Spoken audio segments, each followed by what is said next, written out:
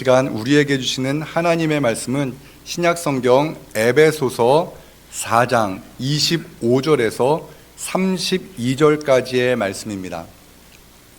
그런즉 거짓을 버리고 각각 그 이웃과 더불어 참된 것을 말하라. 이는 우리가 서로 지체가 됨이라. 분을 내어도 죄를 짓지 말며 해가 지도록 분을 품지 말고 마귀에게 틈을 주지 말라. 도둑질하는 자는 다시 도둑질하지 말고 돌이켜 가난한 자에게 구제할 수 있도록 자기 손으로 수고하여 선한 일을 하라. 무릇 더러운 말은 너희 입 밖에도 내지 말고 오직 덕을 세우는 데 소용되는 대로 선한 말을 하여 듣는 자들에게 은혜를 끼치게 하라. 하나님의 성령을 근심하게 하지 말라. 그 안에서 너희가 구원의 날까지 인치심을 받았느니라. 너희는 모든 악독과 노함과 분냄과 떠드는 것과 비방하는 것을 모든 악의와 함께 버리고 서로 친절하게 하며 불쌍히 여기며 서로 용서하기를 하나님이 그리스도 안에서 너희를 용서하심과 같이 하라. 아멘. 친지 어르신 중에 중풍병으로 인해 언어장애를 겪으신 분이 계셨습니다. 중풍병으로 쓰러지신 후에 하실 수 있는 단어가 말이 딱 하나밖에 없었는데 다 먹어였습니다. 다른 표현을 못 하셨습니다. 아마도 경제적 어려움으로 인해 많은 자녀들을 제대로 먹이지 못한 것이 마음의 상처가 되어서 그러신지 하실 수 있는 말이 오직 다 먹어였습니다. 반가워도 다 먹어. 손자녀들이 학교 다녀오겠습니다 인사를 해도 다 먹어였습니다. 하지만 가족들은 어머니가 또한 할머니가 다 먹어라고 말씀하실 때마다 그 말의 뜻이 무엇인지 다 알고 있었습니다. 제가 그 친척집에 방문했을 때 그 할머니께서 저를 보시고 다 먹어 이렇게 말씀하셨을 때에 그 고모부께서 이런 말씀을 하셨습니다. 반갑다는 말이야.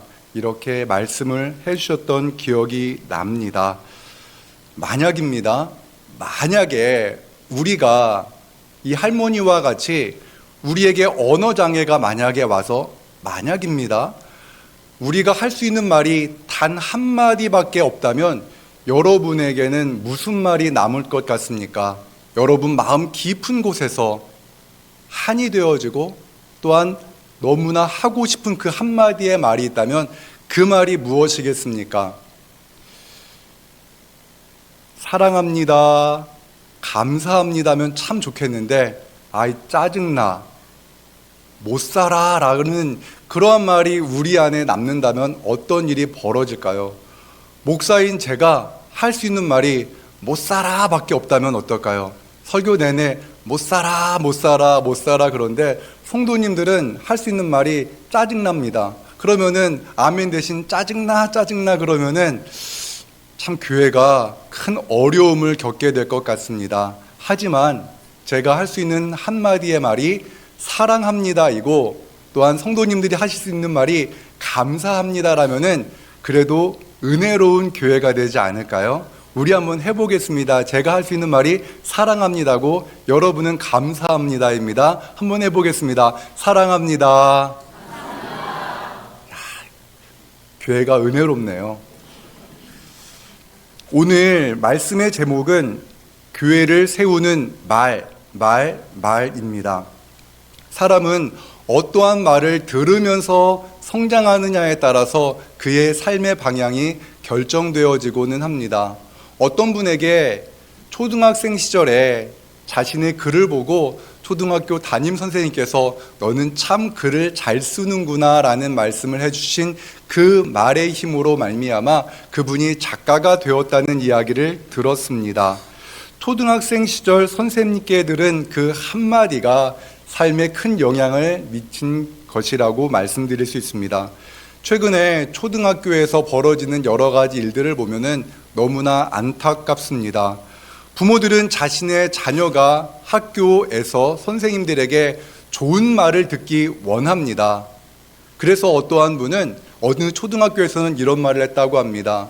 내가 이 정도의 사람이야 내 자녀 잘 돌보아줘 라는 그러한 말을 했다는 이야기를 듣습니다.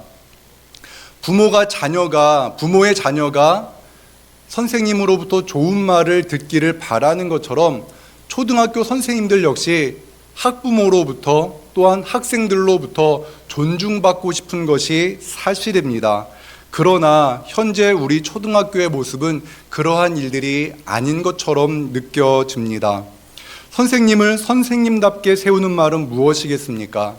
학생을 학생답게 만들어주는 말이 무엇이겠습니까? 학교가 학교다워지는 말이 과연 무엇이겠습니까? 우리가 꼭 알아야 될 것이 있습니다. 교회는 교회다운 말을 할 때 교회다워지는 줄 믿습니다. 하지만 교회는 완전한 사람들, 완벽한 사람들의 모임이 아닙니다. 때로는 세상에서 상처받고 또한 힘든 가운데 교회에 오는 분들이 많습니다. 그렇기 때문에 교회 안에서도 성도와 성도들 사이의 대화에서 거친 말이 오고 갈 수 있습니다. 어떠한 분은 교회에서 듣는 여러 가지 아픈 말로 인해서 교회를 꼭 나가야 되는 걸까라는 교회 출석에 대한 부담감을 느끼는 분들도 계실지 모릅니다.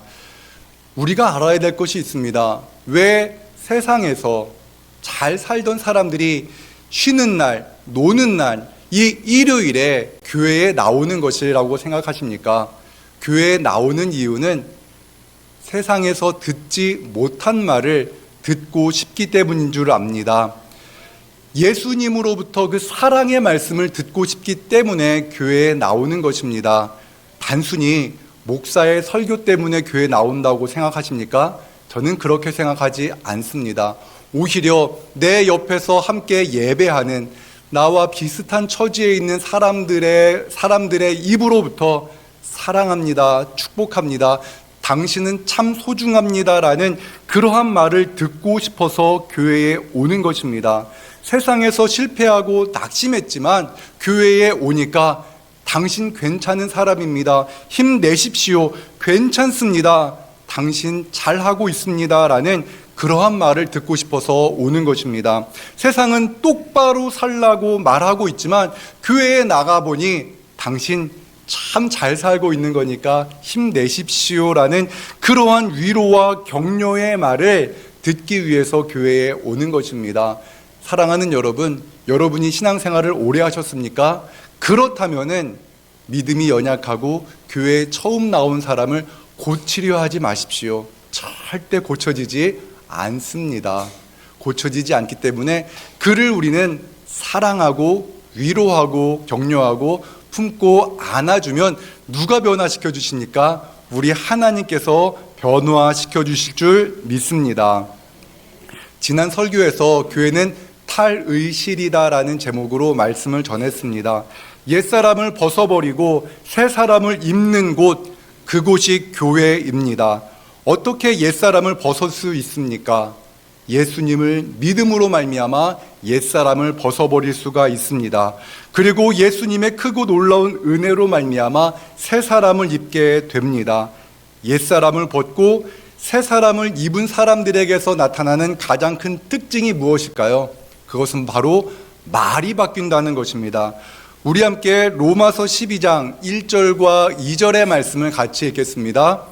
그러므로 형제들아 내가 하나님의 모든 자비하심으로 너희를 권하노니 너희 몸을 하나님이 기뻐하시는 거룩한 산 제물로 드리라.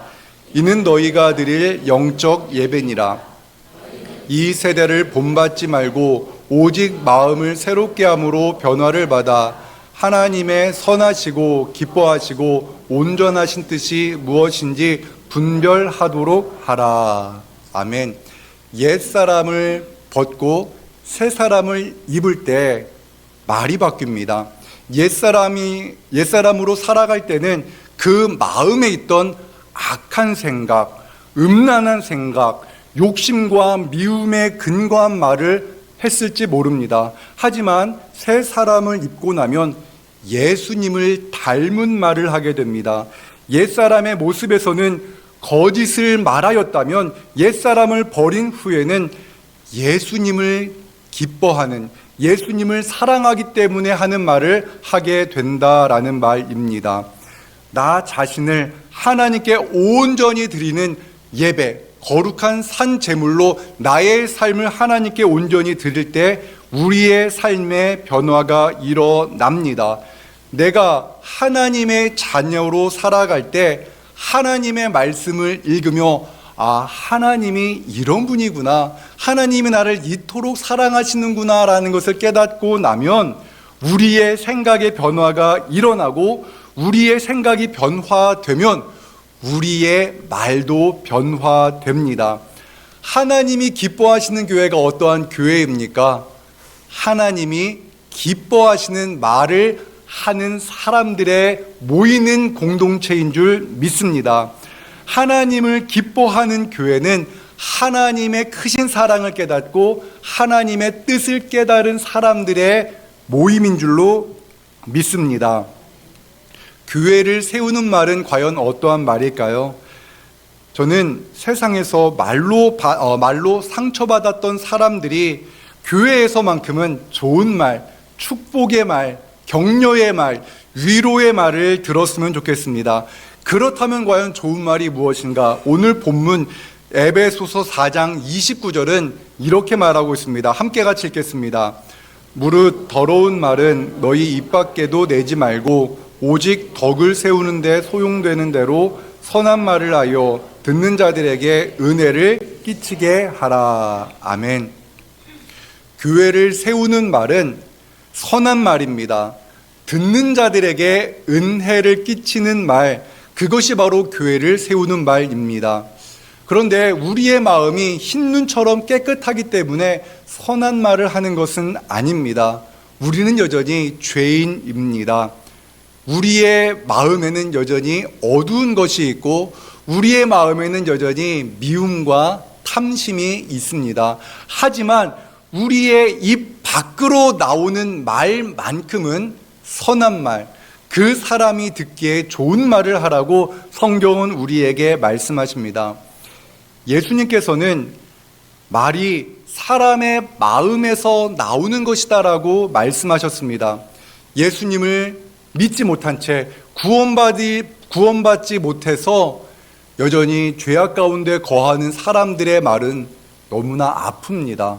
그 마음에서 가시가 나오고 그 마음이 날카로운 칼과 같아서 다른 사람들의 마음에 상처를 냅니다. 우리의 마음에서 나오는 그 악한 말로 인해 사람들이 얼마나 큰 상처를 받는지 여러분 아십니까? 나는 바른 말을 하고 나는 제대로 된 말을 했다라고 생각하지만 그 말에 의해서 상처를 받는 사람들이 생각보다 많습니다. 혹시 여러분의 말 가운데 여전히 날카로운 말이 나갑니까? 남편에게 여전히 날카로운 말이 나갑니까?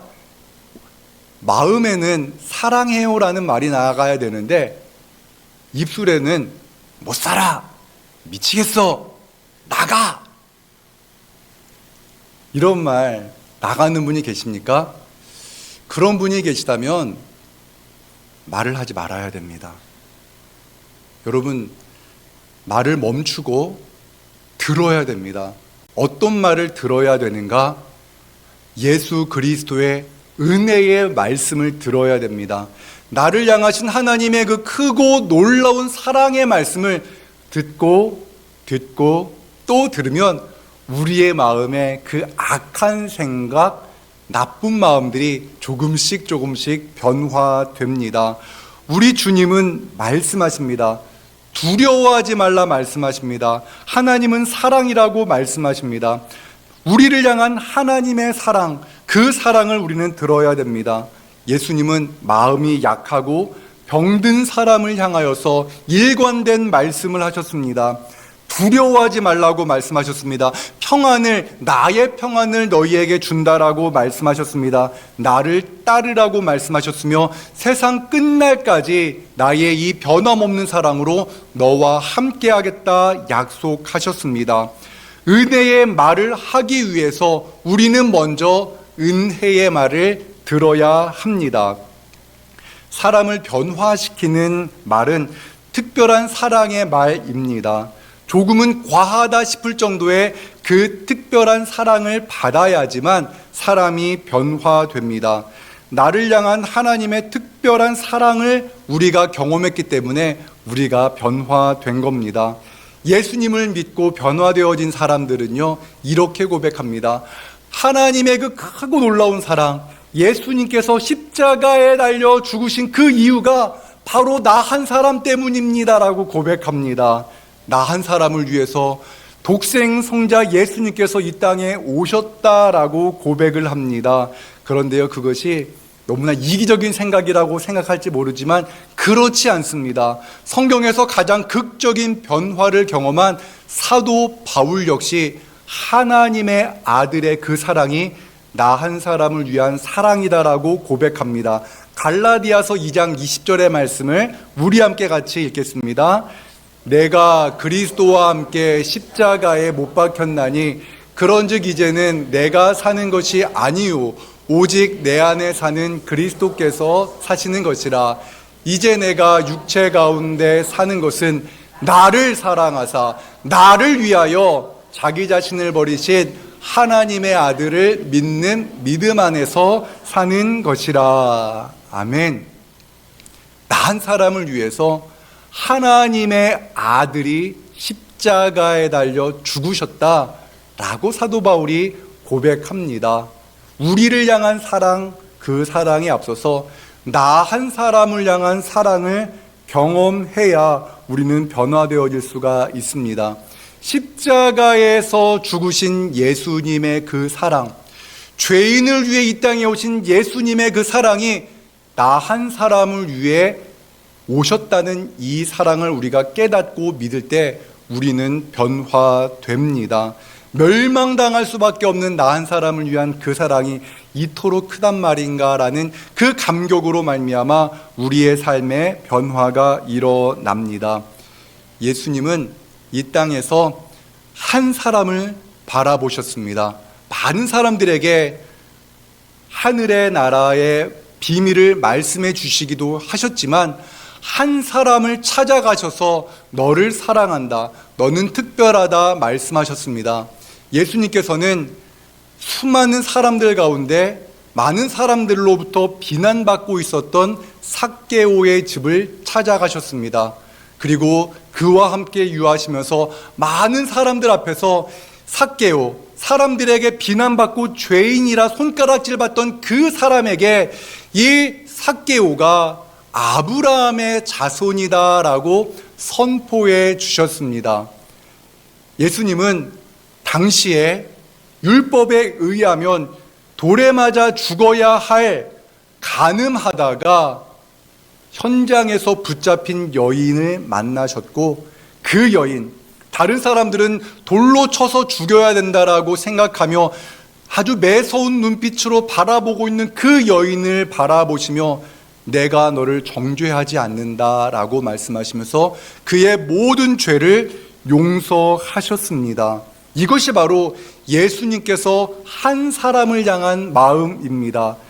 교회는 바로 이러한 특별한 사랑을 받은 사람들의 모임이며 이러한 특별한 사랑을 받아야 할 사람들의 모임인 줄로 믿습니다.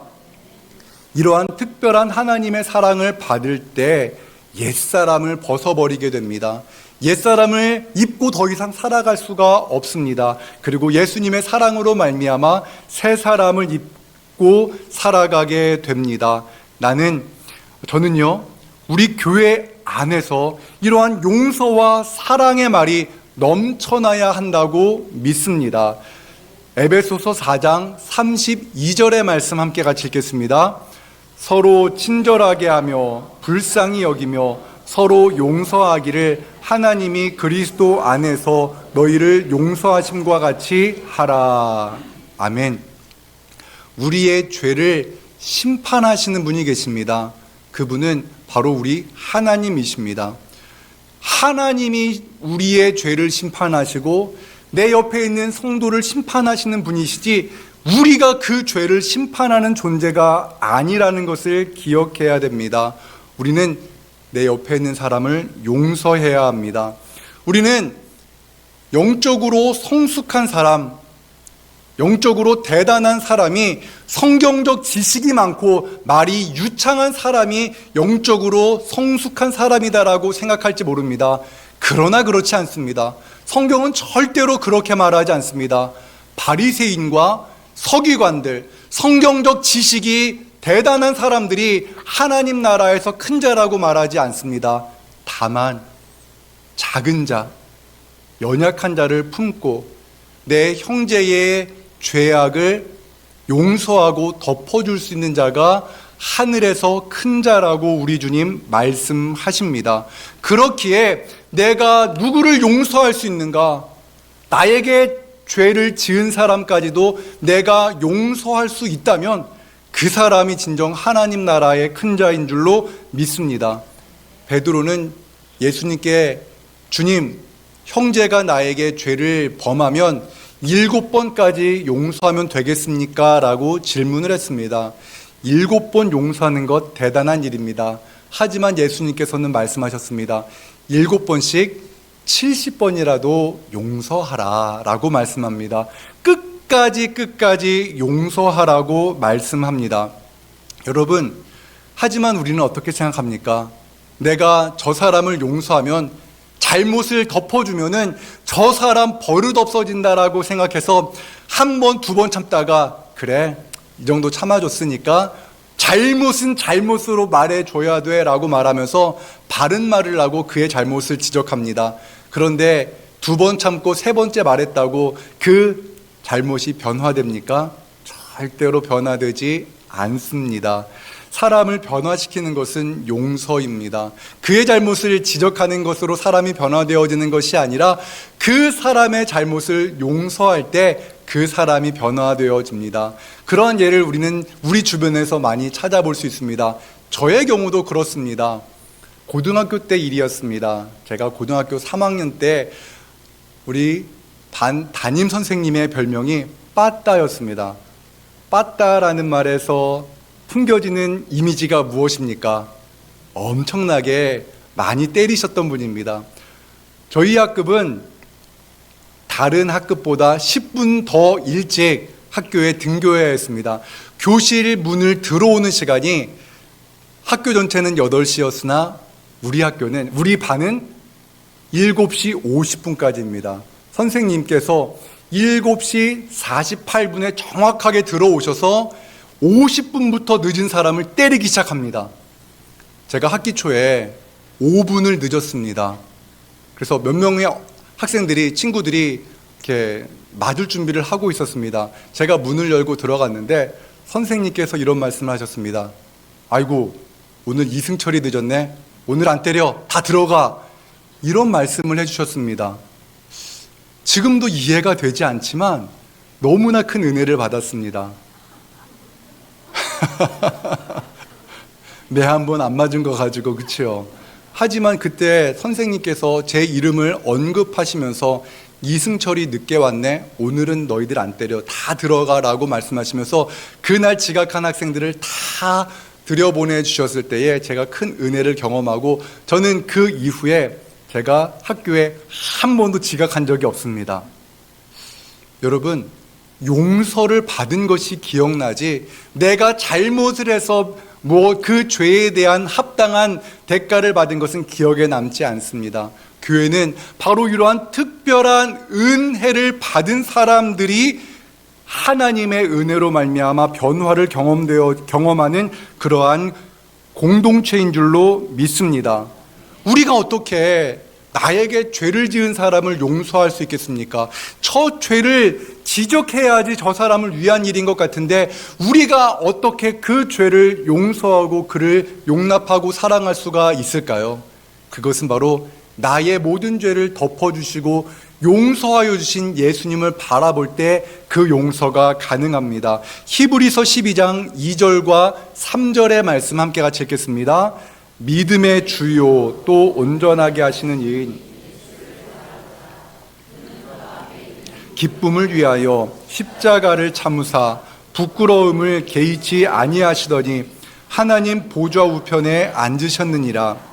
너희가 피곤하여 낙심하지 않기 위하여 죄인들이 이같이 자기에게 거역한 일을 참으신 일을 생각하라. 아멘. 예수님을 깊이 생각하라고 성경은 우리에게 말씀합니다. 죄도 없으신 분이 하나님의 독생 성자 예수님께서 나를 용서하시기 위해, 나를 구원하시기 위해, 나의 모든 죄를 사해 주시기 위해 이 땅에 오셔서 십자가에 죽으셨습니다. 그 사랑, 그 용서를 생각하고 깊이 묵상할 때 나에게 죄를 지은 사람의 죄가 생각보다 크지 않다라는 것을 우리는 발견합니다. 사랑하는 여러분, 여러분들은 화가 나서 그 화로 인해서 하루 종일 스트레스를 받은 적이 있지 않습니까? 그 화냄, 분노, 그 우리가 화를 낼 때에 어떠한 일이 벌어지는가? 마귀가 우리에게 틈탄다라고 성경은 말합니다. 우리가 분노를 그날에 풀지 않으면 우리가 사탄의 종이 된다라고 성경은 말씀합니다. 여러분, 여러분이 화가 나면 그날 바로 푸는 것이 중요합니다. 저는 어떤 성도님이 이런 말씀하신 거 들었어요. 부부싸움을 했대요. 그런데 한 달 동안 말을 안 했답니다.